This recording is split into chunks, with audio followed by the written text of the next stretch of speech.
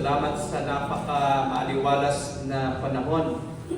Bagamat nakalulungkot po sa ibang lugar, part ng Mindanao ay binabaha. Binabaha sa ngayon at meron pong ilang churches ng Kamako ay nalubog sa baha. Medyo hindi ho tayo ganong komportable ngayon because that something, mga young people, alagaan nyo yung ngipin nyo.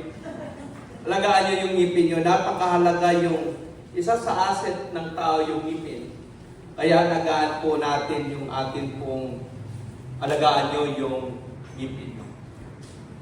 Kaya po muna yung manalangin. Dakila at mahabagin naming Diyos, Lord, nagpapasalamat kayo.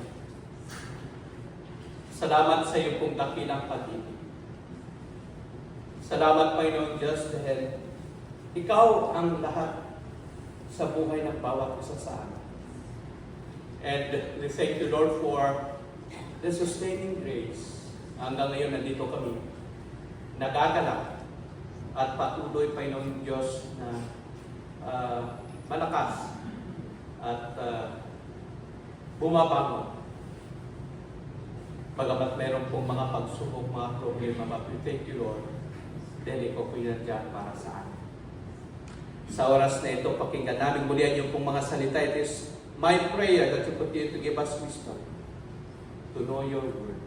Bless your servant to ponder your message. And bless everyone. Continue to give us a divided attention. This we ask in Jesus' name. Amen. Kung tayo po ay bigyan ng pagkakataon, like, for example, physically na kasama mo ang Panginoon, kayo po'y nagkape, maybe sa Starbucks or sa our cafe. Nagkape kayo together with our Lord Jesus Christ. At bigyan ka ng pagkakataong magtanong sa Kanya, ano yung itanong mo? Ano kayang itanong natin sa Kanya? Nabigyan tayo ng pagkakataong magtanong.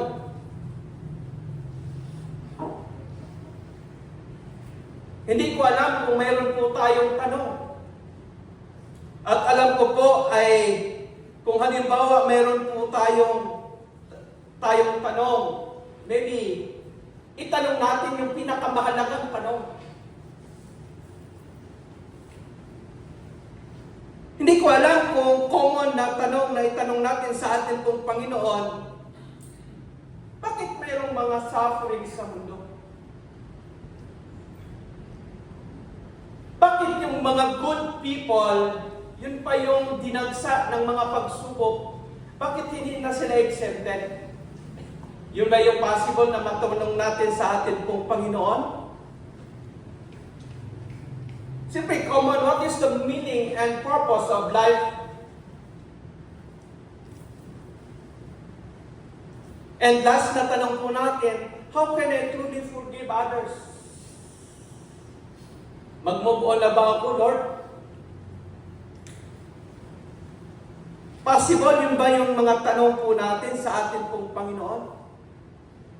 One person asked Jesus a question that I think ito po yung isa sa pinakamahalagang tanong na kanyang itatanong. Siya po ay isang abogado, teachers of the law. And his question was one that should concern para sa bawat isa sa atin. Ibig sabihin, concern din tayo dito sa kanyang pong tanong. Makarelate tayo dun sa kanyang pong tanong. What is the greatest commandment? Yun po yung tinanong ng isang teacher of the law. At gaano po ba ito kahalaga? Sabi po dito, napakahalaga daw itong commandment na to because it reveals the foundation and purpose of Christian life. And it also provides a clarity, linaw, patungkol sa mga bagay, lalong-lalo na sa ating pong pananampalataya, sa ating Panginoon. At ito ang susi na kung saan para sa atin pong personal holiness, healthy relationship, and yung buhay na may layunin. Kaya napakahalaga daw itong tanong na ito, kung ano yung pinakadakilang kautusan. Jesus responded to this question and quoting verse. Madalas naman ang ating Panginoon, the moment He was confronted with the questions, talagang siya po ay galing doon sa banal na kasulatan, yung kanyang pong sagot. Na ito po ay familiar doon sa nagtanong. And it is unusual sa ating pong Panginoon na mag-quote ng verse. Hindi po unusual, kumbaga. Doon sa Old Testament, and it's the Bible, alam nung tao na nagtanong, it was the resource ng ating Panginoong Jesus.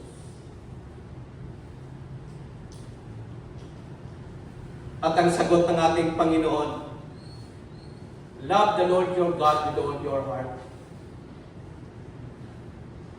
Love the Lord your God with all your heart. In the book of Deuteronomy, makikita po natin, chapter 6, verses 5 to verses 4 to 5, sabi po dito, Hear, O Israel, the Lord our God, the Lord is one. You shall love the Lord your God with all your heart, and with all your soul, and with all your strength. Gaano po ba kahalaga ito? Na yung sinasabi po nung tao na ito po'y napakahalaga. Dahil ito po'y pundasyon ng purpose ng ating pong buhay. What does it mean to love the Lord our God with all our heart? Ano pong ibig sabihin nito? Meron ba tayong clue? Na mahalin po natin ang Diyos ng buong puso. It means it is a supreme love. Pinaka-highest love. Ibig sabihin po dito ng ating pong pag-ibig sa ating Panginoon, prioritizing Him above all else. Meron man pong mga bagay sa mundo na love natin, but that's only secondary priority. The first priority po natin, dapat ang ating pong Panginoon, that's a supreme love na atin pong ipapakita o ipadama sa atin pong Panginoon. We remember Noah. Si Noah loved God more than anything else in the world, even when no one else did. Sa panahon ni Noah, wala pong nakagawa sa kanyang pong ginawa na nagiging top priority si Lord. Nagiging top priority ang Diyos sa buhay niya. But Noah did. Kahit nung una, hindi ko na-appreciate ng kanyang pong pamilya, ng kanyang pong asawa, ano yung kanyang pong ginagawa, ano yung kanyang pong pinaglalaban. Hindi ko na-appreciate kung kanyang pong asawa. Pero siya po ay nagpapatuloy dahil alam niya ang Diyos na kanyang pong pinaglilingkuran ang siyang nakakaalam ano yung best para sa kanya. Hindi mo siya natitinag. Despite na mismo yung asawa niya hindi mo naka-appreciate. Despite na yung asawa niya ay hindi ho sumang-ayon dun sa kanyang pong pinaglalaban. Kaya nga last nung first Sunday, yun din yung topic si Noah sa mga men. Napakahirap sa mga men kung yung asawa ay hindi ho sumusuporto, ano po yung pinaglalaban patungkol sa ating pong Panginoon. Like Noah. Pero hindi po siya nakikinag dahil alam niya ang Diyos nakakaalam ano po yung best para sa kanya. Ano po yung mga katangian na makikita po natin na kinakailangan po natin to be able to love the Lord our God with our whole being? Na siyang panggagalingan ng tunay na pag-ibig. Ano kayang mga katangian na makikita po natin? Anong uring puso na dapat meron yung isang mananampalataya, yung isang tao, na masabi po natin dito ng galing o pinanggagalingan ng tunay na pag-ibig. Number one, makikita po natin, one of the quality, it is a humble heart. Puso na marunong magpakumbaba. Puso na marunong magpakumbaba.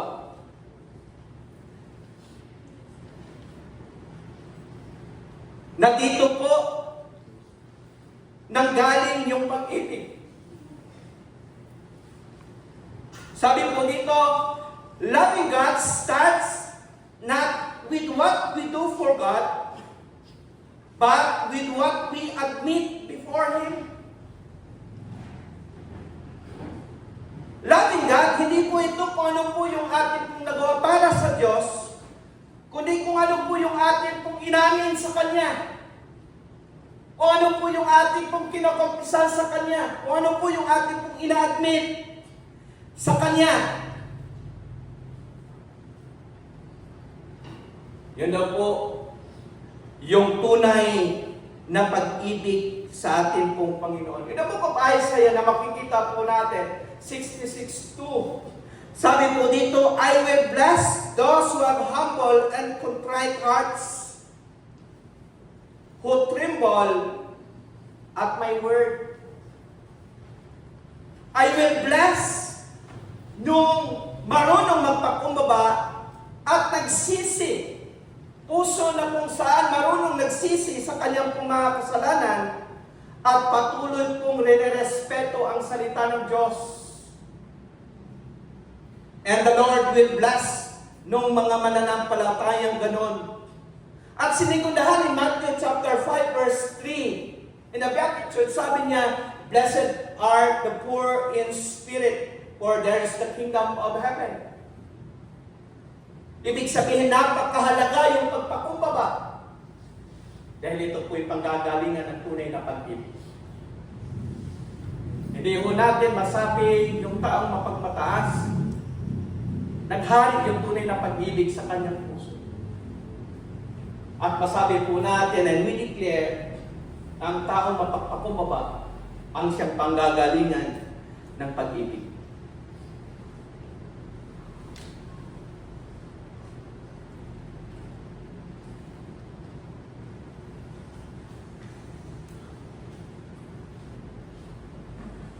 Ano po yung expression na makikita po natin dito? In the book of Psalm 51, humility and contrite are expressed. Number one, the search for mercy. Sa 51, makikita po natin at dito po kinukuha yung kanta ni Haring David, create in me a clean heart, Lord, and renew a right spirit within me. In verses 1 and 2, sabi po dito, ako'y kaawaan mo, o mahal kong Diyos, sangayon sa iyong pong kagandahang loob. Mga kasalanan ko'y iyong pawiin, ayon din sa iyong pag-ibig sa akin. Linisin mo sana ang aking karuhan, at ipatawad mo iyaring kasalanan. Sa mga talatang ito, lantaran sinabi ni David, na siya po'y marumi. And he asked mercy. Lord, have mercy on me bilang makasalanan. He never say na, Lord, pag ako po'y nagkasala. Kundi inamin niya, Lord, ako po'y nagkasala. Madalas ganun tayo. Ganun yung tao isa, Lord, pag ako po'y nagkasala, patawarin mo po. Pero si Haring David nagsabi, tahasang sinabi niya, Lord, ako'y nagkasala at ako'y marumi sa harapan mo. He inadmit niya at pantarang sinabi niya na siya po'y marumi and have mercy on me. Sabi ni David. At pangalawa, the confession of sin. In verses 3 to 4, sabi po dito, ang pagsalangsang ko ay kinikilala. Laging nasa isip ko at alaala. Sa iyo lamang ako nakasalang tunay at ang nagawa ko'y di mo nagustuhan. Kaya ay matuwid ka na ako'y hatulan, marapat na ako'y iyong parusahan. Sabi ni David dito, whatever consequences, anumang parusa, kahit ikamamatay ko pa, so be it, and I am willing. Makikita po natin yung pagiging seryoso ni David dahil talagang totoo na talagang siya po ay nakasala at nagkakamali sa harapan ng ating Panginoon. Ipinapahayag niya na siya po ay nakasala. Siya po'y marumi sa harapan ng ating pong Panginoon. It is an expression of repentance at makikita yung pagpakumbaba at pagsisisi. Pangatlo, the desires to be washed. Hangad niya na siya po ay malinis at mahugasan sa kanyang pong mga kasalanan. Sabi niya sa verses 5 to 9, ako'y masama, nabuhat ng iluwal, makasalanan, na ako'y silang, nais mo sa akin isang pusong tapat. Puspusin mo ako ng dulong mong wagas. Ako ay lininis. Sala ko ay hugasan at ako'y puputi ng walang kapantay. At muling babalik ang galak sa akin. Ang kasalanan ko'y iyo limutin. Lahat kong ginagawa, lahat kong nagawang masama ay pawi. Isang hangad niya na siya po ay malinis, mahugasan sa kanyang pong mga kasalanan, buong buhay niya. And in the book of Isaiah chapter 1 verse 18, pag tayo po ay talagang tunay na nagtitiwala, tunay na humihingi ng ating pong kapatawaran sa Kanya, ang buhay po natin kahit marumi ay paputiin ng Diyos gaya ng lilim. As white as snow. Next, the joy of restoration. Verses 10 to 12, sabi po dito, isang pusong tapat na ako'y likhain mong bigyan mo. Likhain, bigyan mo, O Diyos, ng bagong damdamin. Sa iyong harapan, huwag akong alisin. Ang Espiritu mo ay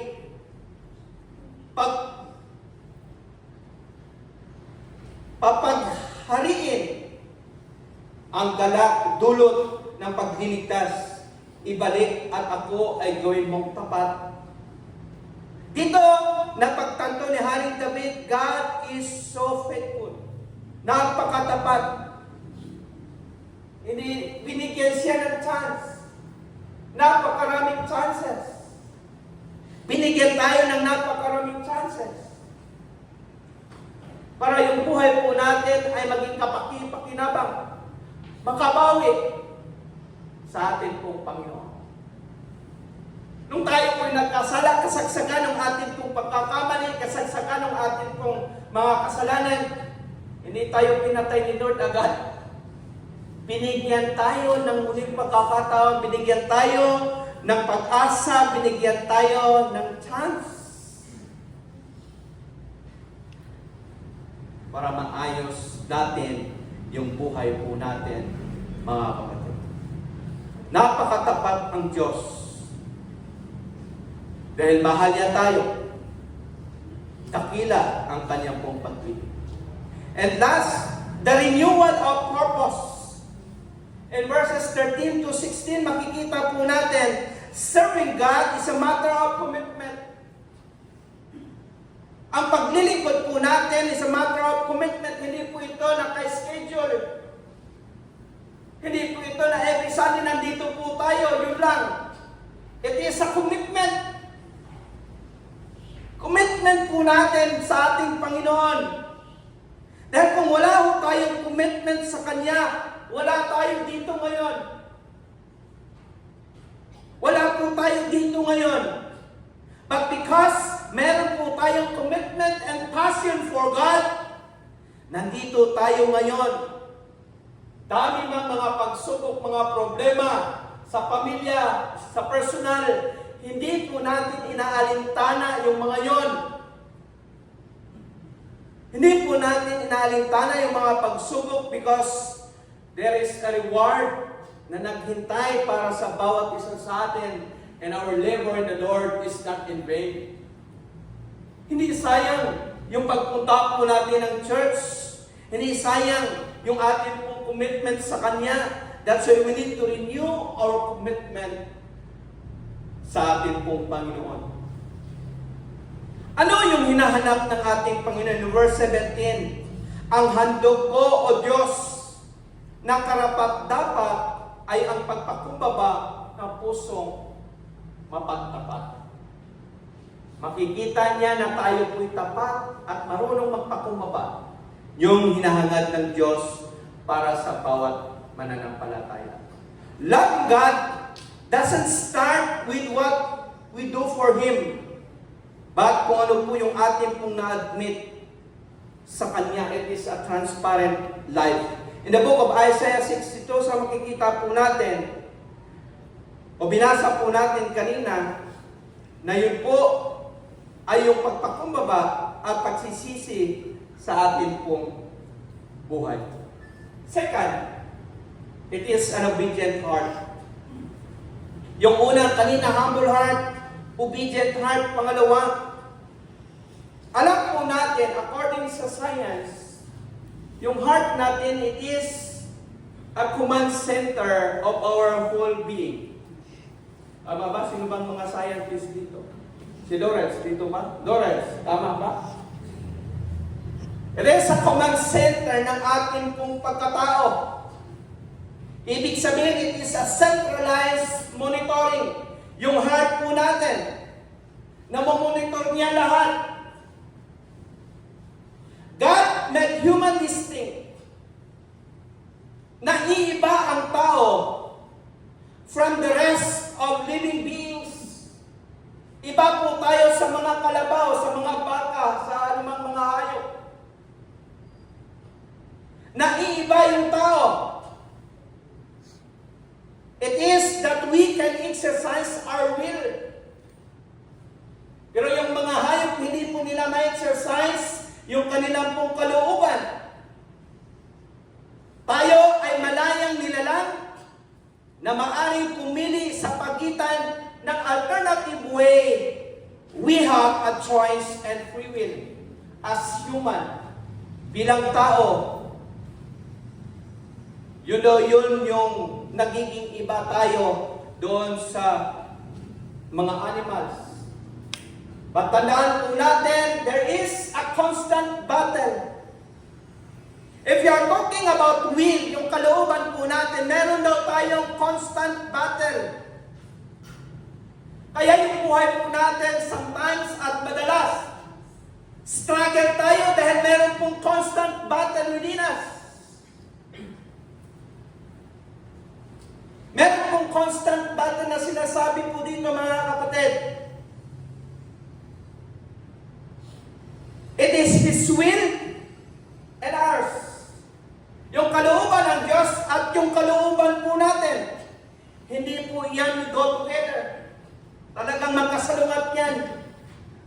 Magkasalungat po yan. Gusto ng will ni Lord na tayo po ay constantly abiding in Him. At gusto ng will natin magliwaliw lang, hindi magsimba. Kaya struggle yung buhay natin. Struggle yung buhay po natin. No one decides to follow Jesus without wrestling. Wala daw ng pasya na sumunod sa kalooban ng Diyos, sumunod sa ating pong Panginoon, kung wala pong magaganap na pakikipagbuno. Ibig sabihin, nakakaroon po ng wrestling. Yung will ni Lord at yung will natin. Minsan yung will po natin, hindi rin po magpapatalo doon sa will ni Lord. Simple yung will ni Lord dapat masunod. Kaya nagkakaroon po ng pakikipagbuno, restraint. Kaya yung buhay po natin struggle. Even once we are in Christ, there is a constant need to align our will with His desire. Kahit Kristiyano at mananampalataya na po tayo mga kapatid, take note, kinakailangan pa rin po natin i-align yung will natin doon sa gusto ng Diyos na mangyayari. Dahil minsan kahit tayo po'y mananampalataya na, gusto natin tayo pa rin yung masusunod, hindi si Lord. Tayo pa rin yung masusunod, hindi ang ating pong Panginoon. To love God with all our heart is to seek, to obey all His commands and live under His authority. Mamuhay po tayo under His authority. Si Haring David sinasabi at tinawag po siya a man after God's own heart. Bakit siyang tinawag a man after God's own heart? Sa palagay po natin, dahil ba siya ang isa sa pinakamagaling na hari ng Israel? Kaya siya po tinawag man after God's own heart, pinakamalapit sa puso ng Diyos. Dahil ba siya po ay meron pong leadership capability, kaya niyang mamuno. Yung ba yung mga requirements na siya po'y qualified na tawagin a man after God's own heart? Dahil ba perfect siya? Hindi naman siya perfect. Siya po'y tinawag a man after God's own heart because He returned to obedience after faith. Siya po ay bumalik. Siya po ay bumangon pagkatapos kung nahulog, pagkatapos kung nabigo. Siya po ay bumangon pagkatapos kung nadapa at nagbigay pong kagalakan sa puso ng Diyos. Kaya po siya ay tinawag a man after God's own heart, pinakamalapit sa puso ng Diyos. Why? It is because he returned to obedience after failure. He returned to obedience after failure. Bumangon siya at siya ay nagpatuloy. To love the Lord our God means, without our heart, means no compartment. Anong ibig sabihin no compartment? Ibig sabihin ito yung heart po natin, hindi po tayo pwedeng magawa ng isang compartment at yun sa atin. Ibig sabihin po dito lahat.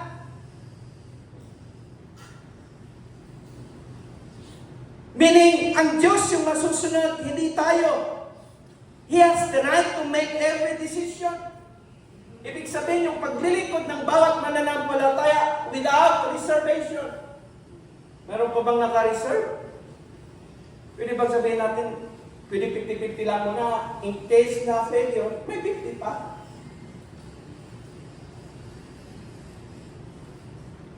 Ang pagmahal po daw natin sa Diyos ng buong puso, no compartment, and we serve Him without reservation. Bilang isang mananampalataya. At pangatlong bagay na makikita po natin, it is an attentive heart. Yung puso po natin ay may mata. Yung puso po natin ay may pandinig. Do you believe in that? Akala natin, ito lang yung mata natin. Yung heart natin ay meron din pong pandinig. At meron din po siyang mata. Yung ating pong puso. Jesus often said, sabi niya, kung sinong may pandinig, makinig. Lagi niyang sinasabi. At sinasabi po natin na yung puso po natin ay meron pong pandinig. Yung puso po natin ay meron din pong mga mata. In the book of Matthew chapter 13 verse 15, sabi po dito, for this people's heart has become callous.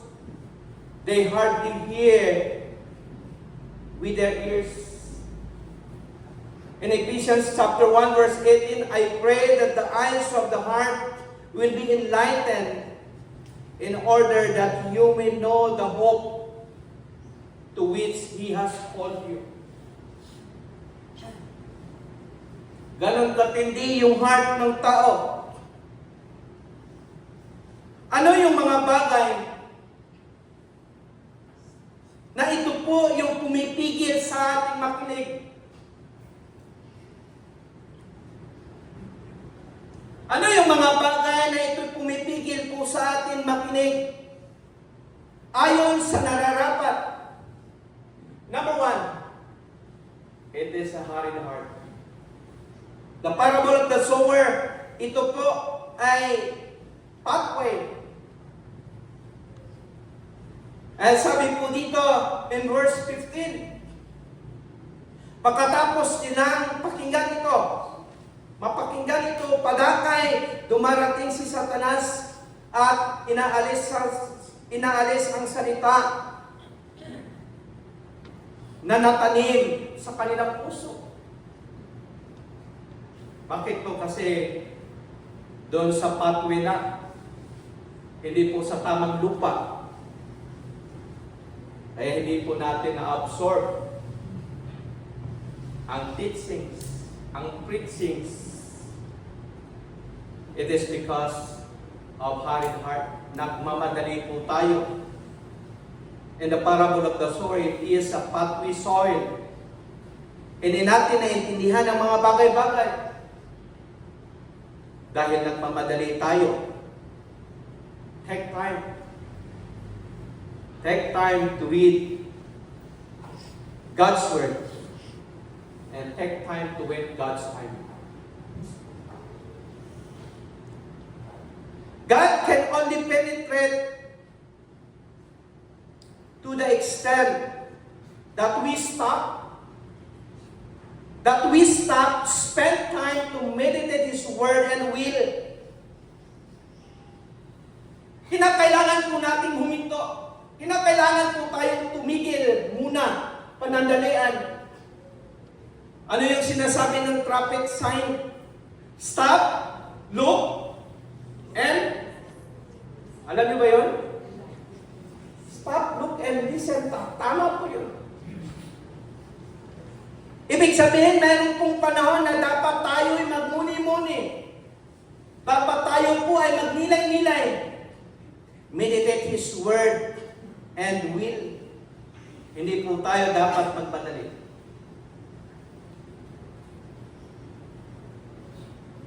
Pero dito sa atin, walang nagmadali. Minsan gabi na po tayo mag-uwian ng Sunday. Hindi tayo nagmadali. Praise the Lord. Kung mayroon man nagmadali, hindi man purpose po yun dahil nagmadali. Hindi po tayo magmadali. At tayo po ay dapat, we need to spend time sa ating pong Panginoon. Second, it is a swallow heart. In Mark chapter 4 verses 16 to 17, it is a rocky soil, the parable of the sower. Israel is a land of rocks. Yung Israel daw ay land of rocks, ibig sabihin napakababaw lang yung lupa niya, then limestone na yan sa baba. Kaya hindi makapenetrate yung ugat ng mga halaman. Maaaring tumubo lamang yung mga binhi ng mga halaman dahil lamang sa mga hamog sa umaga. Dahil lamang po sa mga hamog sa umaga, maaaring tumubo. And flowers will spring to life until the heat of the day causes to wither. Matutuyo din, malalanta din. Sabi po dito, there's no place to the root to go when it hits the limestone floor. Hindi po talagang lumalim yung kanyang pong pag-ugat. It is because bato na yon, napakababaw lang ng lupa. Napakababaw lang ang lupa, kaya hindi po pwedeng mamunga yung halaman. Hindi po pwedeng mamunga ang halaman. Ang isang mababaw na puso ay nais lamang mukhang mabuti nang hindi kinakailangang maging mabuti. Naintindihan natin? Yung mababaw na puso, sabi po dito, a swallow heart, mababaw na puso ay nais lamang mukhang mabuti lang, nang hindi kinakailangang maging mabuti. Gusto natin kung ano yung magawa ng Diyos sa atin, para sa atin, ngunit hindi ang Diyos mismo. Lord, ito yung gusto ko. Ayaw natin yung gusto ng Diyos sa atin. Ayaw natin yung gusto ng Diyos sa atin. Yun lang yung gusto po natin. It is a sign of swallow heart. Sign of swallow heart. And last, it is a divided heart. When we are talking about division, divided heart, wala nang unity agad. Wala nang pagkakaisa. Dahil yung uniform dapat round neck. Meron talagang mag-v-neck na t-shirt. Hindi talaga maiwasan yan. Lahat magputi every first Sunday of the month. Meron talagang mag-blue. Wala talagang pagkakaisa. Masaktan man kayo, masaktan man tayo, pero totoo po yun. Yun palang divided heart na agad tayo.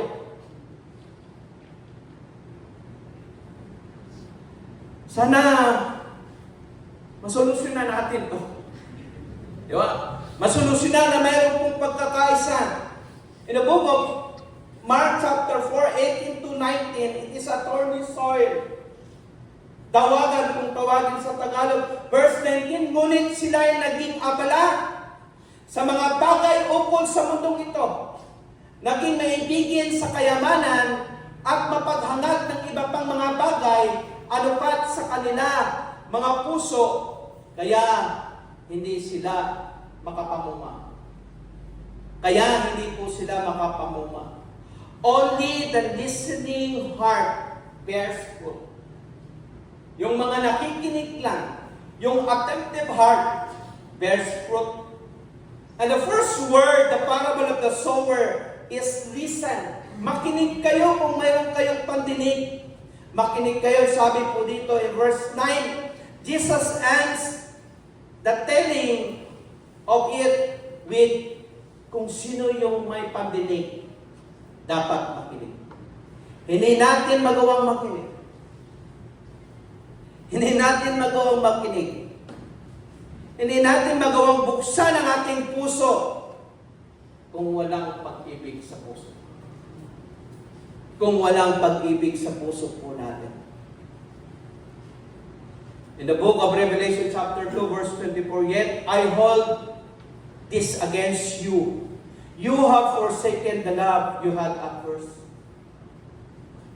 Nakaligtaan po natin yung first love po natin sa ating pong Panginoon. Kaya kung may mga bagay, maraming bagay na nasagap ng ating puso. Samot-saring bagay na nasagap ng puso po natin. Okay lang sana kung puro lang mabuti. Puro lang mga magaganda. Pero minsan may masagap po tayong medyo masakit. Nasasaktan yung puso po natin, yung damdamin po natin. Nasasaktan kasi marami pong nasagap yung ating puso.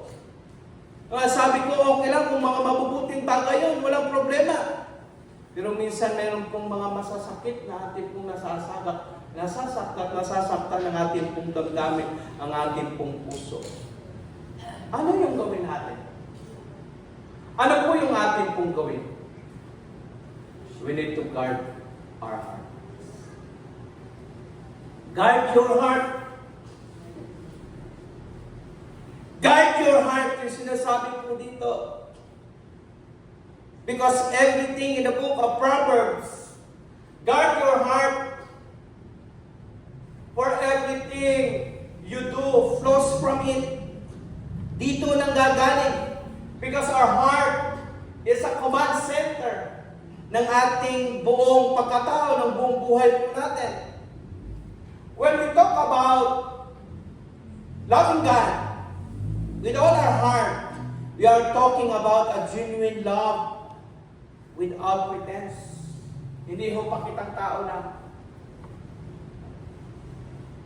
Hindi ho mukhang mabuti pero hindi kailangan na maging mabuti. Hindi ho gano'n. Hindi ho tayo magpapaimbabaw lang, kundi dapat yung totoo. The heart that can love God with everything is, number one, humble, obedient, and attentive heart. I hope sa umagang ito yung ating prayer. Isa sa stanza ng lyrics of the song. Ang sabi po dito, I don't want anything else. Lord, I'm hungry for you. Hungry for you. You are the one that I want. Lord, I'm longing for you. Longing for you. Mangyari ang lahat ng ito when we return to the love we had at first. Let us pray. Lord, thank you for your word. Nagbigay pong inspirasyon sa bawat